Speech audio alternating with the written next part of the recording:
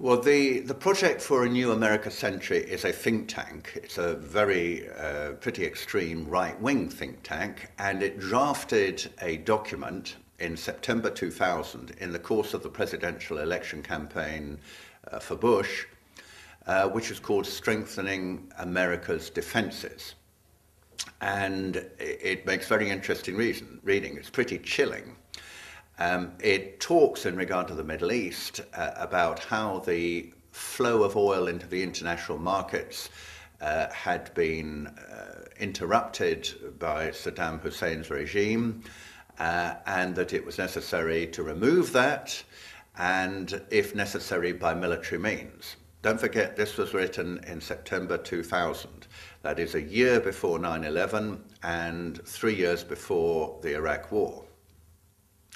It also says, very significantly, that even if Saddam Hussein were removed from the scene, it would still be necessary to take this action in the Middle East. So the American motive is revealed by this not to be antagonism to Saddam Hussein, because who we all know is a brutal, sadistic tyrant, but it is not the human rights issues or the justice issues. It is the fact that he stood in the way of American control over oil. He used it for his interests, not the Americans' interests, and that was not acceptable to the US.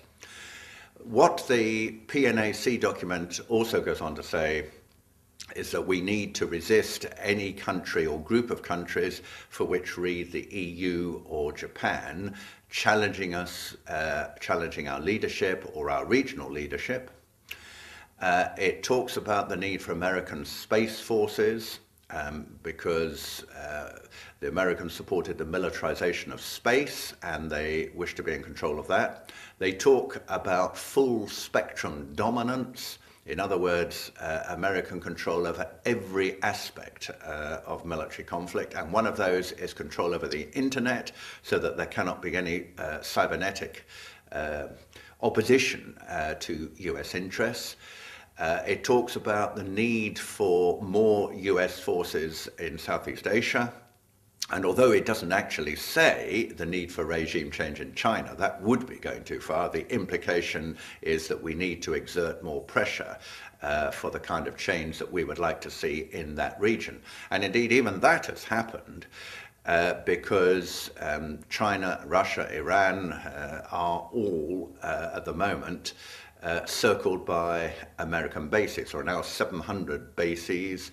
There are about American bases across the world. There are, I think, something of the order of 135 countries out of 190 that now have American bases in them. That's about 70% of all the countries in the world. So we have seen this explosion of American power, physical control on the ground, using every opportunity. Unrest in the Caucasus, the southern flank of the Soviet Russia, the so-called orange and tulip and other revolutions occurring there, which is trying to get Western control of those countries to get the oil out of the Caspian. So all of this has happened, which I think largely reflects what was always the policy of the Bush administration, as revealed by this PNAC document. What it ends by saying, which I think is very, very interesting, is that this, it says at the end of the document, is going to take a long time. I think you can underline those words. It's going to take a long time. Dash absent, which is the American word for except there is a catastrophic or catalyzing event like Pearl Harbor.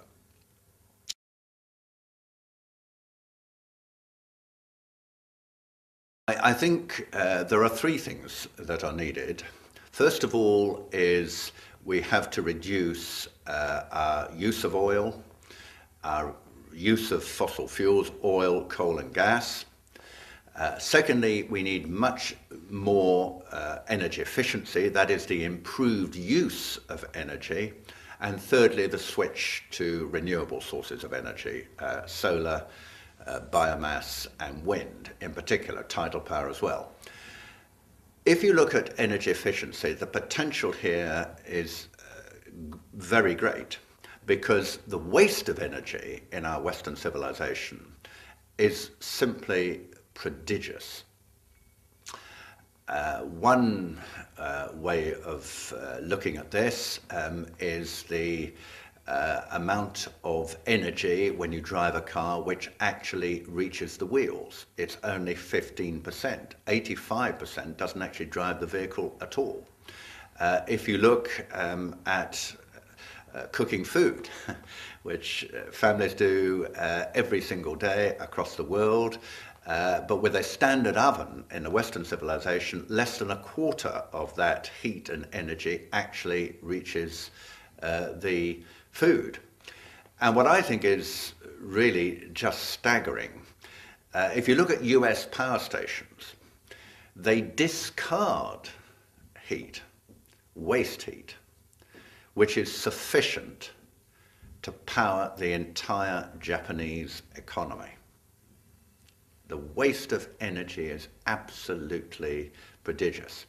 And it has been calculated that if there was an improvement of something like 3 miles per gallon efficiency in fuel economy in US cars and light vehicles, that would be enough for the US to forego oil imports from the Gulf, which you might have thought was a rather better way of solving the problem than launching an unprovoked and illegal war against Iraq.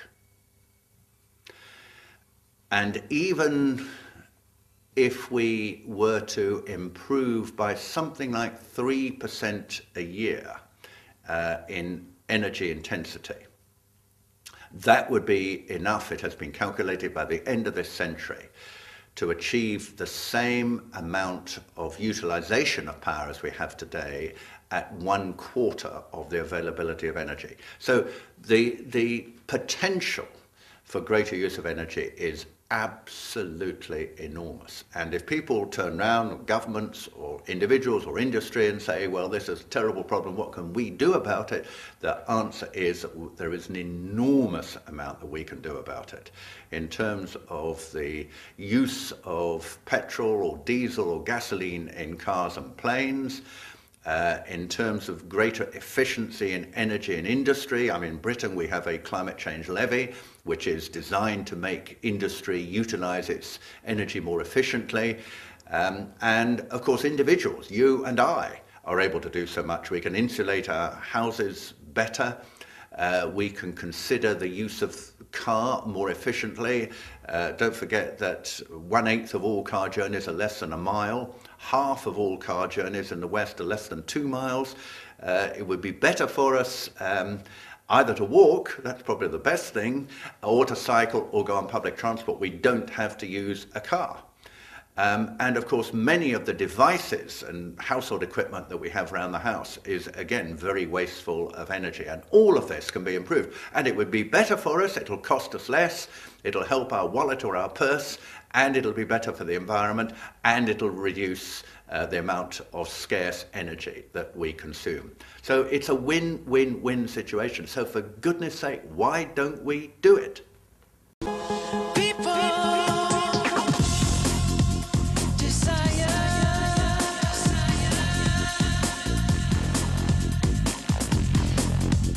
Desire.